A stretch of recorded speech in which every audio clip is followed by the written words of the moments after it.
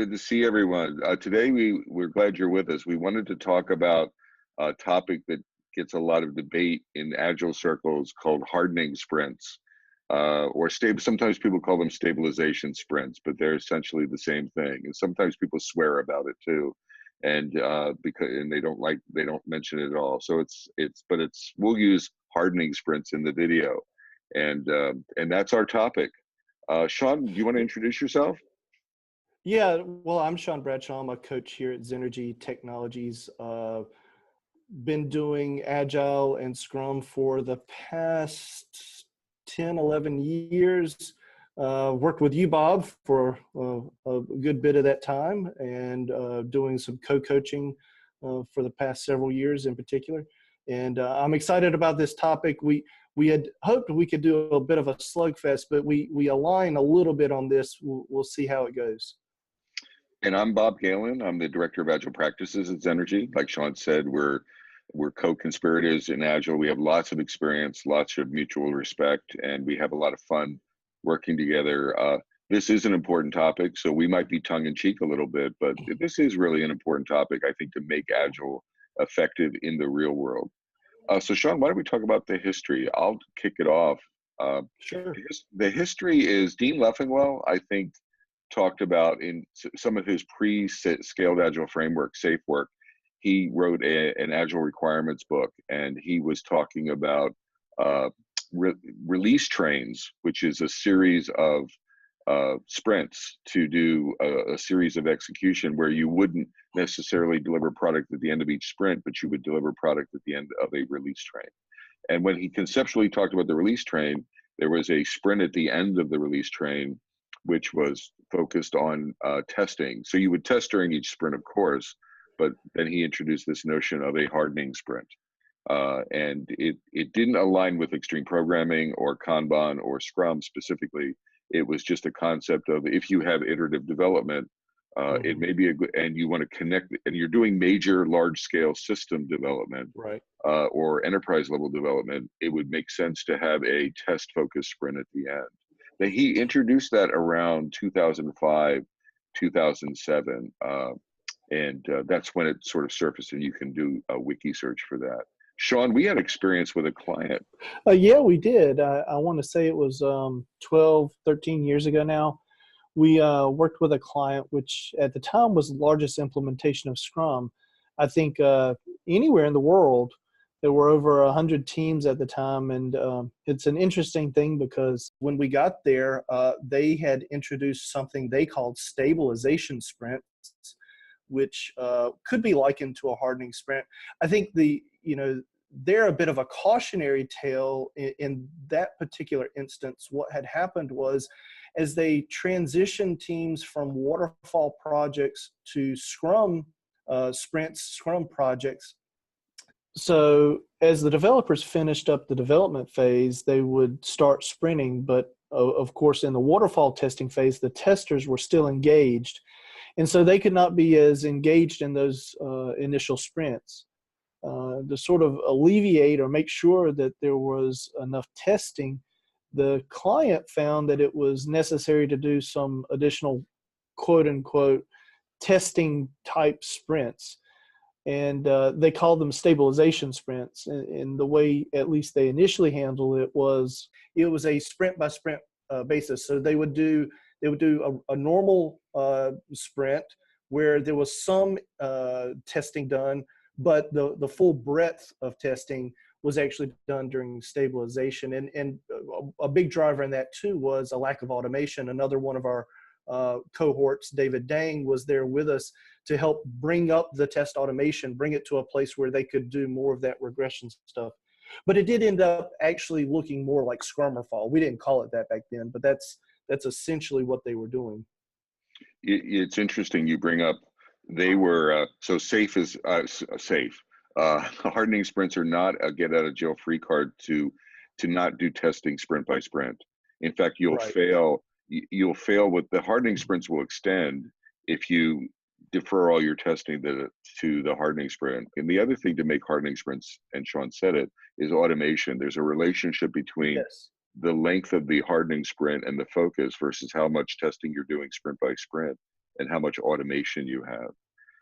Yeah. Shaun, So there why were don't we two drivers there, go ahead? which you discussed, in your blog post that's sort of driving this discussion, which is they lacked automation, test automation, and they lacked enough involvement.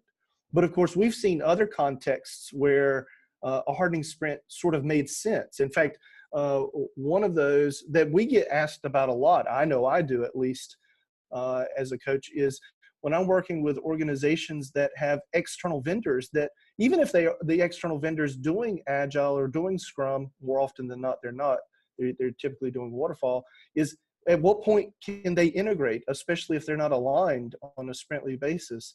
So one client in particular did have a large organization that they had to integrate with.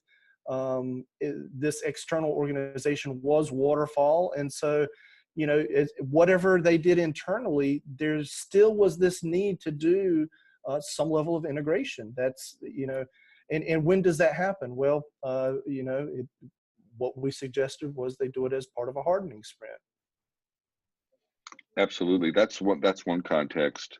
Another context is regulated environments where it makes sense, where you're doing what I would call more formal testings, or more traceability testing, for example. Or even when I say regulated, I would say enterprise level scale. There's this notion in Scrum, if you're not releasing at the end of every sprint, if you have 20 teams at scale, or 30 teams, or 50 teams, and Siemens had 100 teams, you get test sets that are just too big. They don't Right. run, it's inefficient to run them, or impossible. I mean, even though the Agile coaches say, we'll do everything in the sprint, you can't. And you can either try to fake it, or you can embrace that and then defer that more formalized testing, system test, integration test, regulatory test, regression test, full regression. I would argue, Shaun, even if you have a lot of automation, it's still, depending on the size of the company and the size of the application set, you still may want to do like a hardening where you're focused on automation. Yes, it may be necessary. And I think this is the important difference is if test automation, say of your integration tests or your regression test suite, if that's not built out, that's on you as an organization, and it's something I think you can overcome. And so a hardening sprint may be, sort of an intermediate step to get you where you want to be. But with an external vendor that's, may never go Agile, or with a regulatory environment where, it is what it is, those may be contexts where doing a hardening sprint will, I'll say always make sense. One of the things I did at a company I contact when I was there on the inside as a leader coach is it wasn't just testing for hardening. So I want to add the other things happen during the Yes, hardening sprint. this is true. Yes. Beyond testing. So what we did is we did like training of our customer support staff. We would do DevOps readiness, and we would do transition, like deployment, tests, and do checklists and things like that. So operational readiness, we would do customer support readiness, we would do marketing readiness, and things like that. So while it's predominantly focused on testing or qualification or getting it ready for deployment, it's a nice opportunity to do other stuff. In fact, in SAFe, when Dean Welleffingwell introduced SAFe, and they removed hardening in more recent versions, or referencing it it still happens, but they've not referenced it. But the first reference in SAFe was something called a HIP sprint, and it was HIP, and it was hardening, and it was innovation, and it was planning. So the hardening was what Shaun and I are talking about. The innovation was doing things like hackathons for a day or two, or innovation work, or creative work, or spike work. And the planning was planning for the next release train. Right. So they literally were, the HIP sprint really was talking about doing this other stuff as a transition from the first train, then get it out the door and then prepare for the second train. Yeah. Hey, Shaun, real quickly, and I apologize for interrupting. But there's been a lot of passion around it, and people have talked about it being agile and not agile. I've been called. I mean, I've actually been threatened. So everyone, I've actually been threatened by. I'm proud of this. At the time, I was horrified, but at the time, I was threatened by Ken Schwaber, one of the co-godfathers of Scrum. He threatened me to take away my agileness, my Agile badge, because Yeah. Well, talking about hardening. we were both received our certifications from him, so I guess the Exactly. authority to do that. So can you talk about that, sort of where it fits and where it doesn't? Is it Yeah. Agile or not? Yeah. I mean, Bob, you've talked about it sort of from the context, from the historical context, in how it has played a role in SAFe. So SAFe is not really Scrum, right? Scrum is its own thing, and there's this notion of core Scrum. But I think if you move outside of Scrum, Scrum's a project management wrapper for an agile way of doing things. I think the better question is hardening. You can say is hardening sprint is a hardening sprint Scrum? Well, maybe not, but is it agile? And I actually think it is. I think it can certainly play a role, particularly in the context, regulatory context, external vendor context where maybe there's a hardware integration component, where you're creating a time to integrate, to collaborate with other people outside your normal organization. And for that reason, I do think that it is a good application of the Agile principles and helps bring other either parts of the organization or other external organizations on board with this notion of the Agile philosophy, the Agile values. I mean, I agree with you 100%. I mean, it goes back to not every sprint can actually be released and deployed into real customers in a lot of contexts, and it doesn't make Right. sense. And hardening can be a way to meet people. You said this earlier when we were preparing, Shaun, where to meet people where they are. So instead of Yes. forcing an organization to do a potentially shippable product increment every 2 weeks, you have to deploy to customers, whether you like it or not.